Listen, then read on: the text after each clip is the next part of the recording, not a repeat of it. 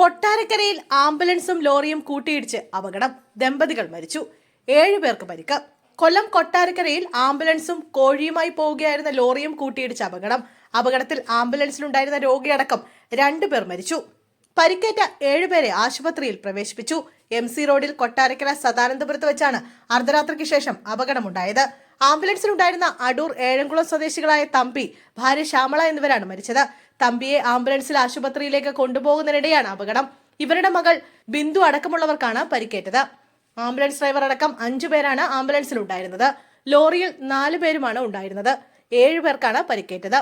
Adoor general ആശുപത്രിയിൽ ചികിത്സയിലായിരുന്ന തമ്പിയെ തിരുവനന്തപുരത്ത് സ്വകാര്യ ആശുപത്രിയിലേക്ക് കൊണ്ടുപോകും വഴിയാണ് അപകടം സംഭവിച്ചിരിക്കുന്നത്. പരിക്കേറ്റവരെ തിരുവനന്തപുരം മെഡിക്കൽ കോളേജിലേക്കും കൊട്ടാരക്കര താലൂക്ക് ആശുപത്രിയിലേക്കും മാറ്റി. അടൂരിൽ നിന്ന് തിരുവനന്തപുരത്തേക്ക് പോവുകയായിരുന്ന ആംബുലൻസാണ് അപകടത്തിൽപ്പെട്ടത്. ലോറിയിൽ ഡ്രൈവറും ലോഡ് ഇറക്കാനുള്ള തൊഴിലാളികളുമാണ് ഉണ്ടായിരുന്നത്. അന്യസംസ്ഥാന തൊഴിലാളികളാണ് ഇവർ. 2 വാഹനങ്ങളിലുമായി ആകെ 9 പേരാണ് ഉണ്ടായിരുന്നത്. പരിക്കേറ്റ 6 പേർ ചികിത്സയിലാണ്. ഇതിൽ ഒരാളുടെ നില ഗുരുതരമാണെന്നാണ് ലഭിക്കുന്ന വിവരം. മരിച്ച തമ്പിയുടെ മൃതദേഹം കൊട്ടാരക്കര താലൂക്ക് ആശുപത്രിയിലും ശ്യാമളയുടെ മൃതദേഹം തിരുവനന്തപുരം മെഡിക്കൽ കോളേജിലുമാണുള്ളത്. പോസ്റ്റ്മോർട്ടത്തിന് ശേഷം ഇരുവരുടെയും മൃതദേഹം ബന്ധുക്കൾക്ക് വിട്ടു നൽകും. സദാനന്ദപുരം സ്ഥിരം അപകട മേഖലയാണെന്ന് നാട്ടുകാർ പറയുന്നു. സംഭവത്തിൽ പോലീസ് കേസെടുത്തു.